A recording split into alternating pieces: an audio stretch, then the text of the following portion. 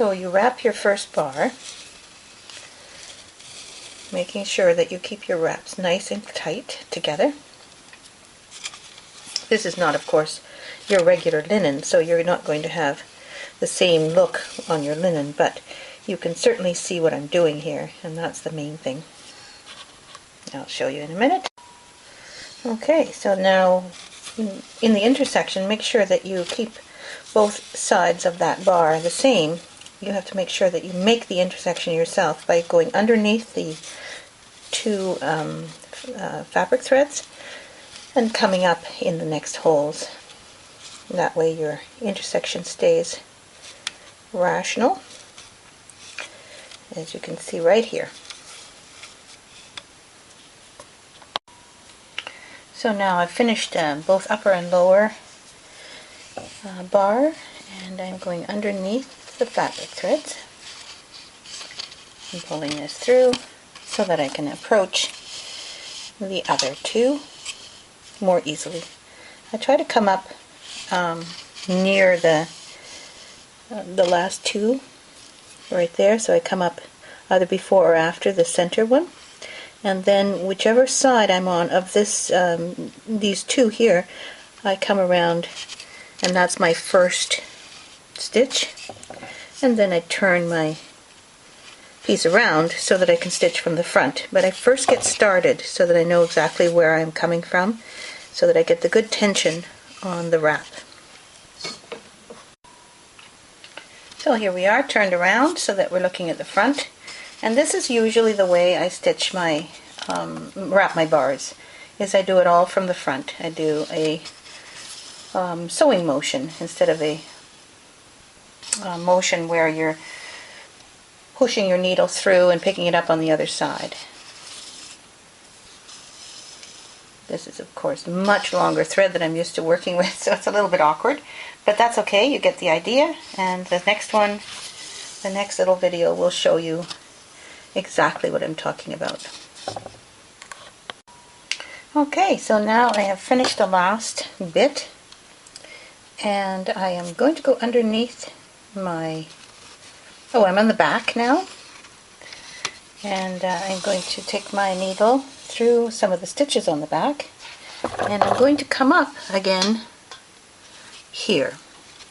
So when I do that, that means that I have come to a point that is exactly in the center of this square here.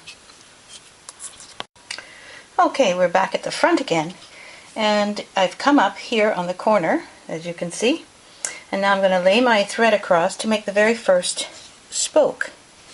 And in order to do that, I want to be able to come up here, just like I came up in the other corner. I'm coming up in this corner.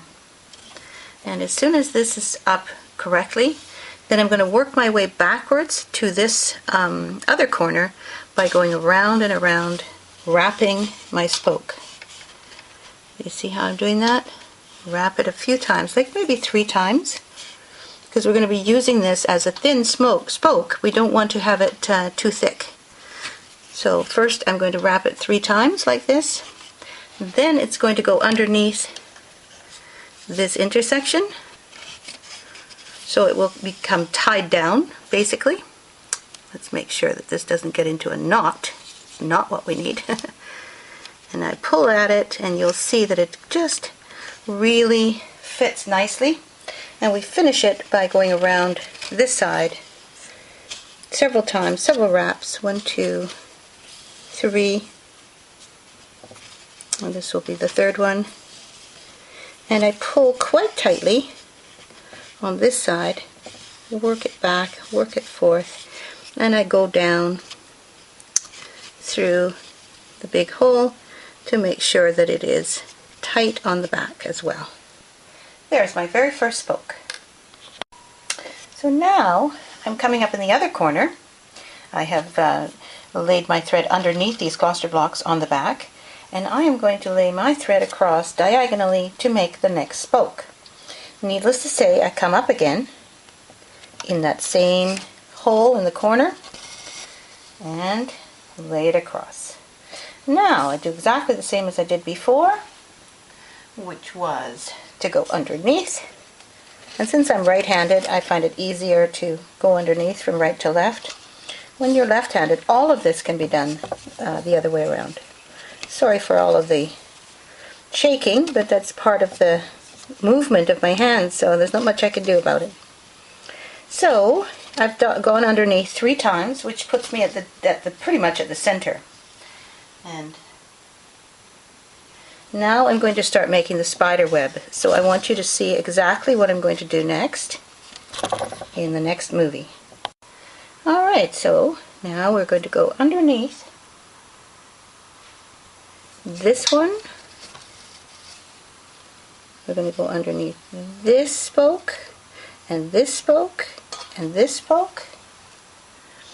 And we're going to come up in X on your diagram Z8. If you look at diagram Z8, you'll see that I come up in that exact hole.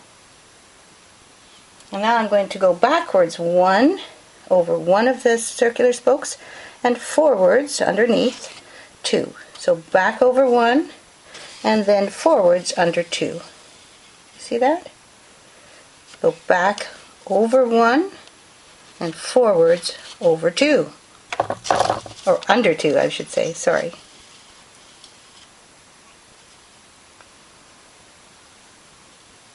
Back, under 1, 2. That's another way to do it. Back and forth. So basically, you're doing a back stitch under 2 spokes at a time. You see? And you go around like that until you get as big as you'd like. Alright then. So we've got the last little bit to go, and basically going under here for the last bit. And what we're trying to do now is finish off, because as you can see I don't have enough thread left to do it any bigger, but preferably I'd like to see this spider web slightly bigger than this video so that it covers at least half the area of your square.